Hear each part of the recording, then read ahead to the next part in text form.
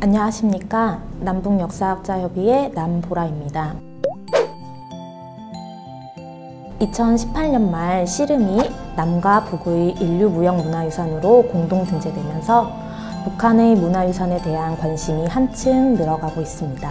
남한과 북한은 오랜 역사 속에서 함께 공유해왔던 문화유산을 각자의 기준에 맞춰 보호하고 관리하고 있는데요. 먼저 북한은 문화유산을 어떻게 나누어 관리하고 있는지 살펴보겠습니다.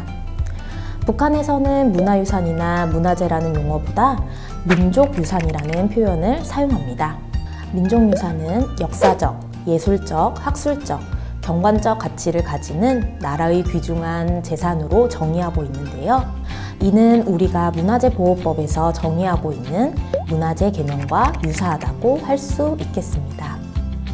민족유산은 대상에 따라 우리의 유형문화재에 해당하는 물질유산, 무형문화재에 해당하는 비물질유산, 그리고 자연유산으로 구분합니다. 이처럼 남과 북은 문화유산을 지칭하는 명칭이 각기 달라도 유사한 개념으로 분류하여 법적으로 보호하고 있습니다.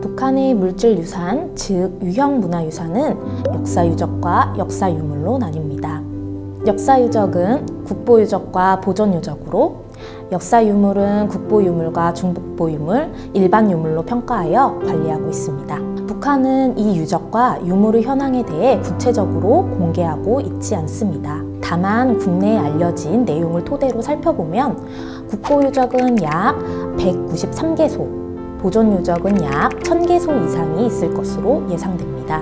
그렇다면 북한의 대표적인 국보유적은 무엇일까요? 먼저 우리나라의 국보 제1호는 잘 아시다시피 숭례문입니다. 1이라는 번호는 그저 등록번호일 뿐 앞선 번호라고 하여 그 가치가 뛰어난 것은 아닙니다. 하지만 많은 사람들이 국보 1호라는 사실을 기억하는 만큼 상징적인 의미가 있겠죠. 북한의 국보유적 제1호는 바로 평양에 있는 평양성입니다. 평양성은 약 1500여 년 전 고구려의 수도에 지어진 성입니다. 평양성은 궁성인 내성, 관청이 있었던 중성, 백성들이 거주구역인 외성, 내성을 보호하는 북성 등 4개 구역으로 나뉩니다. 내성, 중성, 외성에는 각각 4개의 성문이 있는데요. 이 가운데 중성의 서문인 보통문은 국보유적 제3호로, 내성의 동문인 대동문은 제4호, 내성의 북문인 칠성문은 제18호, 북성의 남문인 정금문은 제22호로 지정되어 있습니다. 평양성 외에도 평양과 그 주변에는 고구려 시대의 유적이 가득합니다. 안악궁터, 청암리산성, 대성산성, 대성산 고구려 무덤대 등이 대표적인데요. 과거 고구려의 중심지였던 역사적, 지리적 특성과 현재 북한의 고구려 강조 정책이 맞물려진 결과라고 할 수 있겠습니다. 평양과 함께 주목해야 할 다른 지역은 과거의 고려의 도읍이었던 개성입니다. 고려의 공성이 있었던 만월대와 개성성, 개성남대문, 성균관과 왕권왕릉, 공민왕릉, 관음사 등의 유서 깊은 유적들이 있습니다. 북한이 보유한 두 곳의 유네스코 세계유산도 평양과 개성에 있습니다. 2004년에는 평양 일대의 고구려 고분군이 중국과 함께 공동 등재되었습니다. 고구려 고분군은 고구려 왕을 비롯한 왕족과 귀족들이 시신을 매장하기 위해 만들어진 것으로 당시 생활상을 보여줄 수 있는 다양한 벽화가 그려져 있습니다. 고구려 문화의 걸작이라고 할 수 있는 우리에게도 아주 익숙한 벽화들이지요. 고분의 구조 역시 매우 정교한 건축 공법을 보여줍니다. 고분군에는 평양의 진파리 고분군과 남포의 강서 삼묘, 쌍용총 등 널리 알려진 고구려 고분들이 포함되어 있습니다. 2013년에는 개성 역사유적지구가 유네스코 세계유산으로 지정되었습니다. 개성 역사유적지구는 고려 왕조의 역사와 문화를 증명하는 유산들인데요. 역사적으로 중요했던 한 시대의 정치적, 문화적, 정신적 가치를 구현하고 있습니다. 동아시아 지역의 사상적 흐름과 불교에서 성리학으로의 전환 모습, 그리고 한반도를 통일한 고려 왕조 이전, 이 지역에 있었던 여러 국가의 융합된 모습들을 볼 수 있습니다. 개성 역사유적지구에는 만월대와 첨성대, 개성성, 성균관, 선주교, 숭양서원 등이 있습니다. 이 밖에도 한반도의 대표적인 구석기 시대 유적으로 꼽히는 상원 검은모루 동굴이나 묘양산의 보현사, 신계사 표운사 등과 같은 금강산 일대의 불교 관련 유적이 대표적입니다. 한편 역사 유물은 유적과 달리 국내에 공개된 자료가 매우 부족합니다. 북한의 유물 가운데 우리에게 가장 잘 알려진 것은 2006년 국립중앙박물관에서 열린 북녘의 문화유산에서 선보였던 왕건 자상일 것입니다. 1992년 왕건왕릉 정비를 위해 발굴하던 중에 발견된 이 좌상은 머리에 황제가 쓰던 통청관을 쓰고 있으며 옷을 입고 있지 않은 모습인데요. 발굴 당시 부식된 비단 철조각이 발견된 것으로 미루어 비단 옷이 입혀져 있었을 것으로 보이며, 이런 정황과 당시 문헌 기록을 토대로 이 왕건 자상에 옷을 입히는 재래가 있었을 것으로 추정됩니다.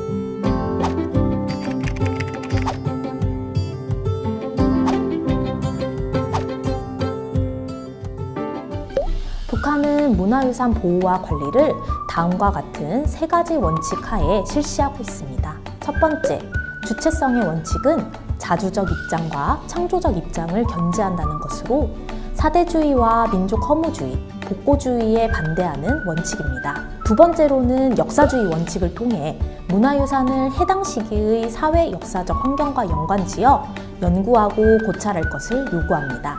마지막 계급성의 원칙은 노동계급의 이익을 기준으로 하여 유산을 분석하고 그에 맞게 계승, 발전시켜 나가는 것입니다. 이러한 기본 방침 속에 최근 북한은 문화유산 보호 관리에 있어 두 가지의 큰 변화를 보이고 있습니다. 먼저 최근 들어 과학성의 원칙을 더욱 강조하며 민족유산 자료 기지화를 추진하고 있는 것입니다. 또한 새로운 과학기술 도입을 보장하기 위해 문화유산 보호기관인 조선 민족유산보존사의 기능을 강화하는 정책을 펼치고 있습니다. 뿐만 아니라 외부와의 교류도 적극적으로 추진하고 있습니다. 특히 외부와의 접촉 증가는 북한의 문화유산 보호 관리에 있어 큰 비중을 차지하고 있는데요. 1998년 세계유산 협약에 가입한 북한은 2000년에는 유네스코 세계유산 등재를 위해 개성 역사지구, 평양 역사지구, 금강산 역사지구 등을 잠정 목록에 올리기도 했습니다.